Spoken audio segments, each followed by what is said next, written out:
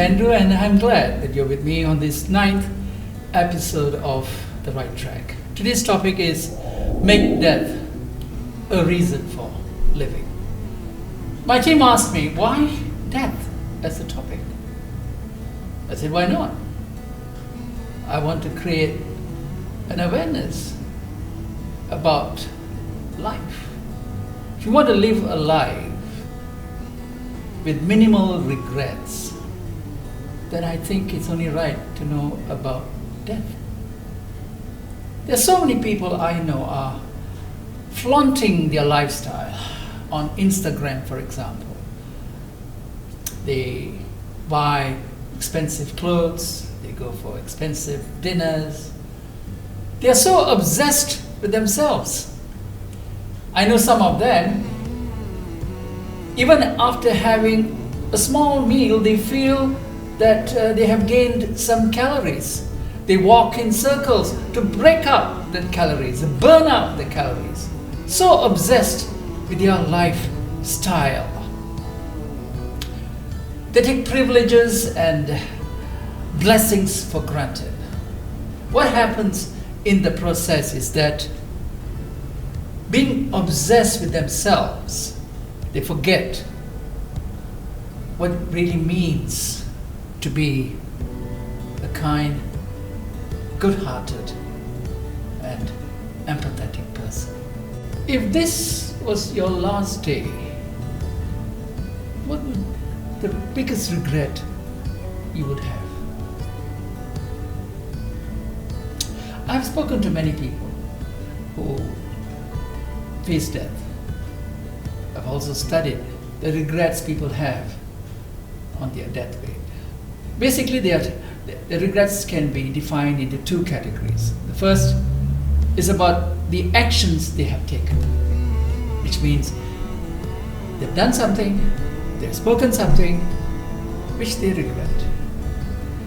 The other is the inaction, things that they should have done, could have done, but they did not. I asked you a question just now. What is the biggest regret you have at this moment in your life, if this was your last day? Is it something that you did, or something that you did not do? Statistics shows that most people regret for things that they should have done, but they did not do it. Let me illustrate this with two examples from my personal experiences with my clients. I had this young lady walk into my office wanting to divorce her husband. She was 25 years old. She was 2 years in marriage. I saw on her arm a name tattooed. I asked her whose name was that. She said, it's my husband's name. And she went on to say, I regret. So this was an action that was taken at the spur of the moment because she felt she could live with this man for the rest of her life. But now, after 2 years of marriage, she realized that that is not the man she wanted to be with. So now she has a mark on her arm stating the man's name. So she asked me, so what can I do? I don't have an answer, but I think you could go back to the tattoo artist and maybe redesign the tattoo to make the name not so obvious. I've also heard about removal, which I think can be very expensive. And there's another option. She just looked up to me and said, what's the third? Well, you could find another man who has the same name. Sometimes we neglect our loved ones. An elderly man walked into my office wanting to prepare a will. He looked very depressed. I asked him a little bit about his life. He said he had a teenage daughter who had committed suicide. he realized that he did not spend the time listening to her. He did not have the time to look into her needs. He was too preoccupied with his work. These are two examples of situations where one is something you did, you regret, and the other, you should have done something and you did not do. A common regret among many of us is that we have not been true to ourselves. We wished that we had lived our lives on our terms. As an individual, you should first look after yourself. You should first look after your needs. Most of us, we have lived our life pleasing others. We have lived on their terms. You should never settle for less than what you deserve.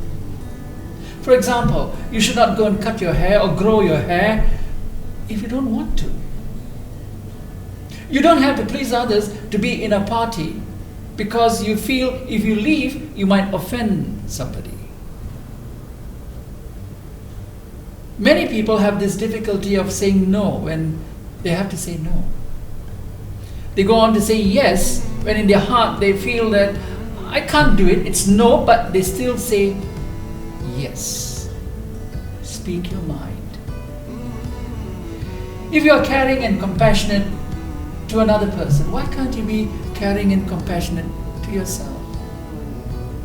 When something goes wrong, most times we tend to blame ourselves. It's my fault. Something went wrong. Why are we doing this? Why are we punishing ourselves?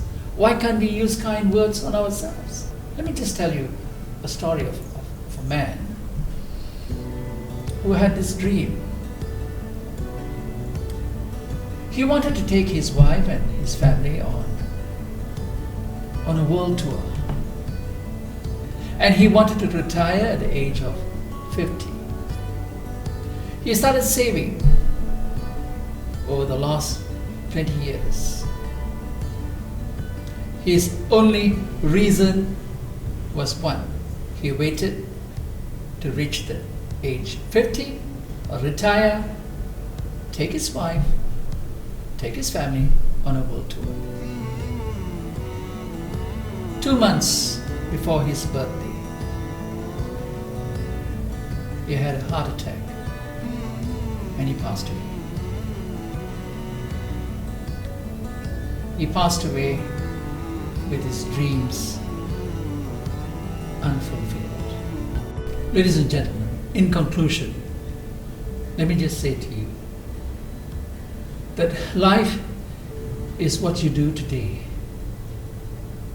because sometimes you may not see tomorrow. Thank you for watching.